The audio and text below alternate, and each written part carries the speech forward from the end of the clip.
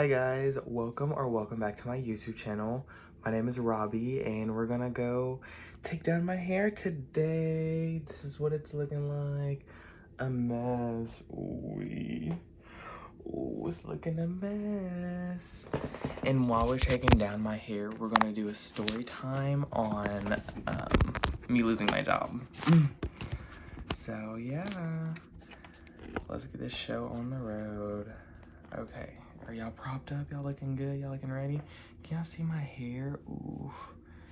Y'all can see it like a mess. But alright. I guess we shall start. Let me see. I want to scoot back so y'all can see me. Okay, yeah, I guess cool. This is cool. Let me make sure y'all look good. Alright, y'all, so let's take down my hair and we're gonna do this story time about me getting fired. I'm still in my depressive arc, so I'm not really depressed, guys. I just want to be depressed. I want to be depressed because I got fired from my job and I also failed my exam and I'm doing fine. Like, I'm not upset or anything. So I feel like I'm handling this too well, so I kind of want to be in my depressive arc. But anyways, for starters, I guess I'll give you guys some background on my job. So I applied for a medical assisting position to a urology place, okay? So, you know, urinary, reproductive, kidney systems, whatever. So I applied because I needed 180 hours externship hours for my school. They required that. That's something that we need to have in order to graduate. So first day I was kind of a little hesitant just because my first medical job and then my first, ooh, that felt good. Ooh, y'all. My first medical job and my first full-time job at that. Ooh, I'm starting to look a mess. So yeah, I was a little nervous, and I went in there and it actually turned out pretty good. Not the interview, like orientation, it went pretty well. They kind of showed me around the place, took me around everyone, got to meet them and see, you know, how I will be working, the conditions I will be working in and stuff. And it's a pretty nice office. Like it's a beautiful office, a lot of space, a lot of workers, which I really like because like I can just kind of, well, so I thought I could just, you know, hide under the radar kind of thing. But yeah, we'll get into that a little bit. Yeah, I have orientation. It goes pretty well. So they're like, hey, come back tomorrow. This was on, I think on Monday. It was on Monday. Like, hey, come back tomorrow for your full day, you know, 8 to 5. So I come back the next day and they're kind of teaching me stuff. They put me with this lady and she's so sweet. She's very helpful. I mean, I will say getting like a month into it, I kind of was getting a little irritated with her because she was asking me to do all this stuff and I was like, okay, wait, like you need to slow down. Like I'm still pretty new. And then you can't just be throwing stuff at me, handing stuff to me and not like give me a heads up first, you know, or at least getting my say on something. So little stuff was like that would irritate me about her, but you know, I get it, she was doing her job. Well, she was trying to go above and beyond her job, but you know, I digress. You know, it wasn't too bad.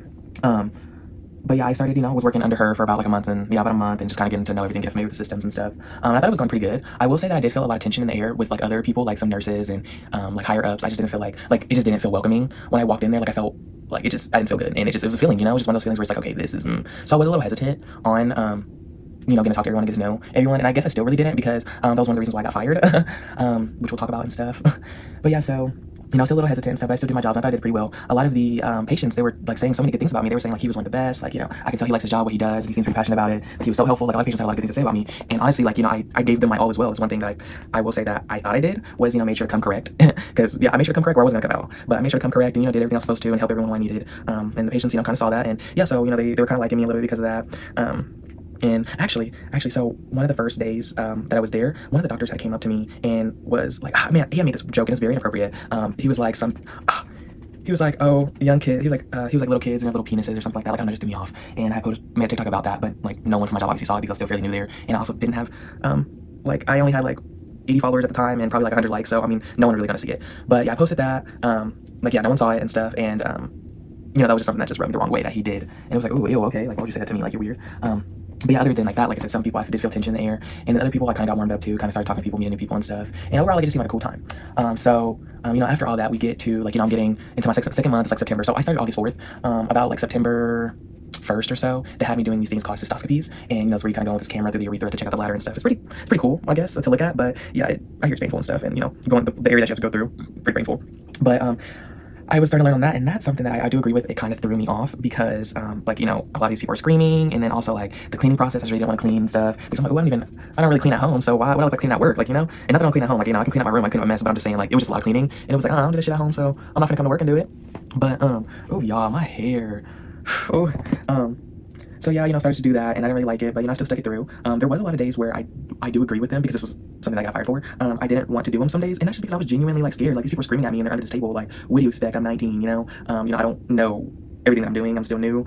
These people are screaming, crying, hollering. I get some disabled people, and they're screaming, crying, and hollering, moving around, and fighting and stuff, and it's just overwhelming. So there was some days where I didn't want to do it, and like they didn't get mad or upset with me about it, but they went behind my back and like basically like lied on me, and that was one of my fireable reasons. So yeah, I don't know who did this, mind you. I don't know who got me fired, but I can kind of have guess because a lot of the training MAs who were training me on Sistos, some of them were like, yeah, like a few of the girls here are messy and stuff like that, and I could just tell, like you can kind of tell who has the drama and stuff. And yeah, I shouldn't have trusted them. Not that I trusted them in my personal business, but the ones who I thought were messy were the ones who I didn't really participate in Sistos with. And so, messy, not participating in your job, kind of lead to stuff. Kind of lead to like, oh, I don't want to do my job and stuff. And I need to stop scratching, y'all, because I feel like it's gonna bleed, but oh, it feels so good. Look at my hair, y'all. It look good, don't it? It look good. I'm playing. No, I do not. It was time to take these out. I had them in for like almost a month. Oh, my scalp feels so good. And we're gonna wash it and stuff. So now I'm gonna detangle my hair. And can I detangle it while dry? You know what? I really don't care. But yeah, so I wouldn't participate in the cystoscopy trainings and stuff sometimes. So I guess they probably just told on me and to like the lady that head of us, the one who was at the orientation that I didn't meet before or speak to before. So yeah, I was about 2 months into my job, and I thought everything was going good. Everything was running pretty smoothly with me. I mean, there were certain things that I will say that I kind of lacked on, and I did make efforts to change it, but it seemed like it was just too late. Yeah, I was only 2 months in and I got fired. And I got fired. I guess I should have explained the reasoning first. But I got fired because I don't take initiative. I'm not engaged. Multiple of the physicians complained that I do not participate in clinic, and that the last thing was training MAs.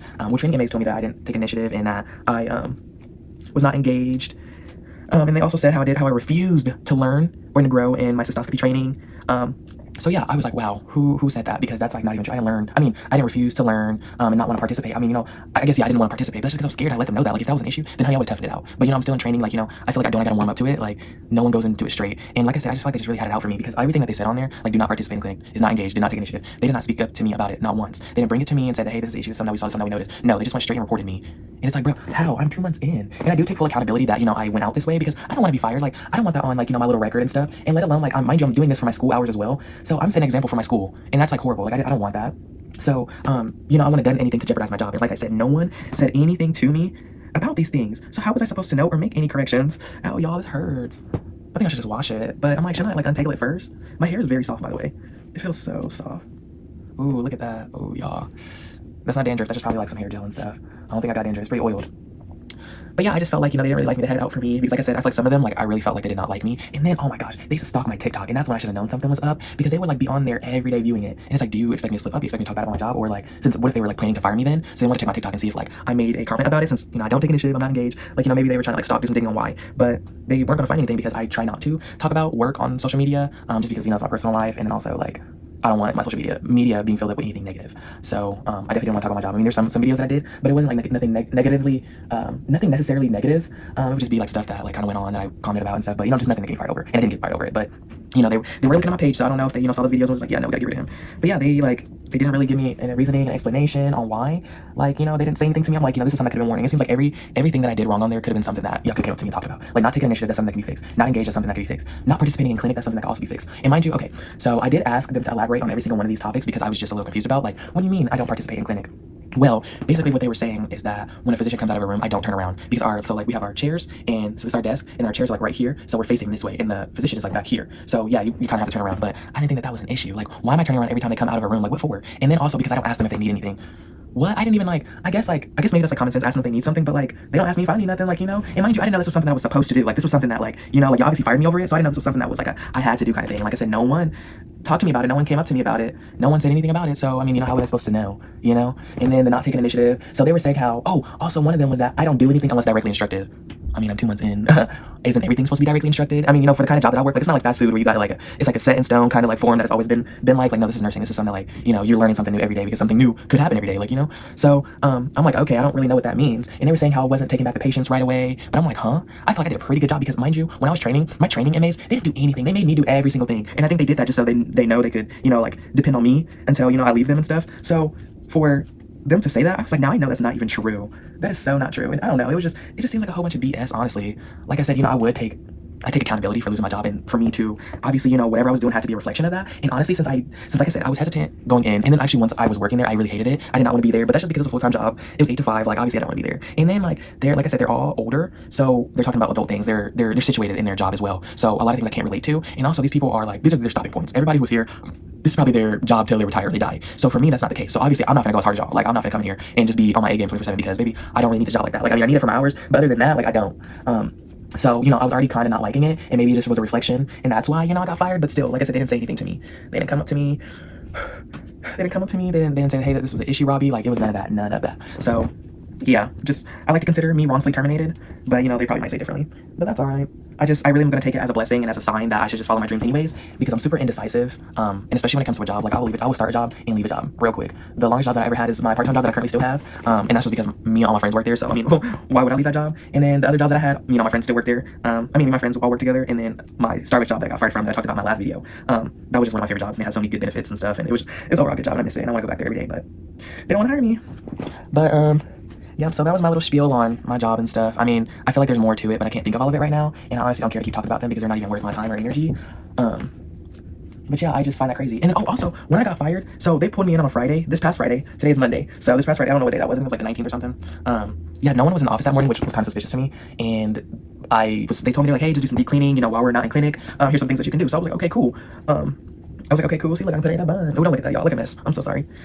But they were like, yeah, you can do some deep cleaning, and then we'll, you know, tell you where to go in the afternoon. So I was like, okay, cool. Calm me down. I get there at 8, mind you. They call me down about 10 o'clock. They're like, hey, is Robbie up there?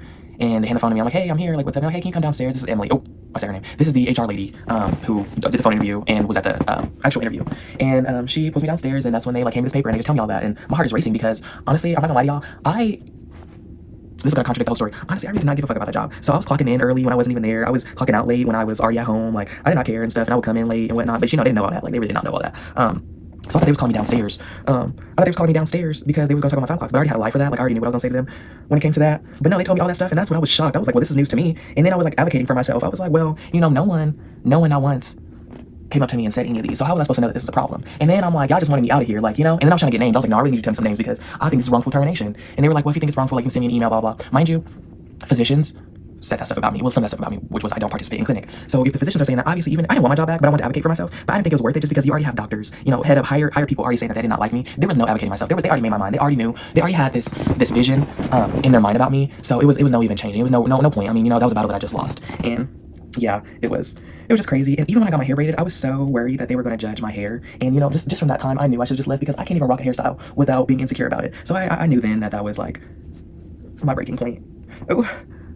But yeah, I knew then I should have left. And also me waking up every day crying and dreading. I didn't cry, but I wanted to cry. And yeah, me waking up every day and dreading going into work, it was just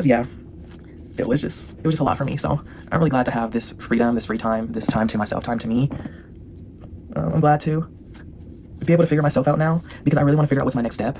I went to college for a semester. I didn't stay. I'm probably getting to that later. I'll probably get into a whole topic about school later because that was huge. And I was having panic attacks over school. But yeah, I was only in there for one semester. Then I transferred to a trade school, and it's 11 months, and it just ended. Now I'm just waiting to graduate. And yeah, and then from here, I don't know, because I don't want to go back to school and stuff, and I don't want to really do anything else in my life. Like I just want to make YouTube videos, post my life, and just live like that. Hopefully, make some money from it. You know, that's all I really want to do. Well, I really want to get into acting, but it's just kind of hard. And where I live at, I mean, my options are kind of limited, so I'm just kind of starting small now, and hopefully willing to grow, and hopefully. Yep. So this is my hair looking like. I'm gonna wash it, take a shower and stuff, and wash it, and then I'll give you guys what it looks like after. Yeah, I'll give you guys what it looks like after. But yeah, I really appreciate you guys listening to my story time. If I wasn't too clear, let me know in the comments and stuff. Oh, let me know in the comments and stuff if I wasn't that clear in my story. But it was just overall just like dysfunctional. I mean, it was a shock to me getting fired. But like I said, it was a blessing in disguise because I felt like I can finally do what I want to do now. And yeah, school's over too, so next steps is to kind of follow my dreams and see where it's at from there. But yeah, I'm gonna come back to y'all when I'm out of the shower and show y'all what my hair looks like when wet. So yeah. Hey y'all, so I'm out the shower. I'm not sure if men can be shirtless on here, but luckily it's just the upper half of my body, okay? This is what it's looking like. I kind of like smushed it back and stuff, so I don't really look how I would normally style it, but yep. It's looking like this. It's fairly long. It's pretty nice. I like my hair. But yeah, y'all, this is what it's looking like. So yeah, thanks guys for listening to me rant. Still going through my depression, so thanks for being by my side. Have a good night.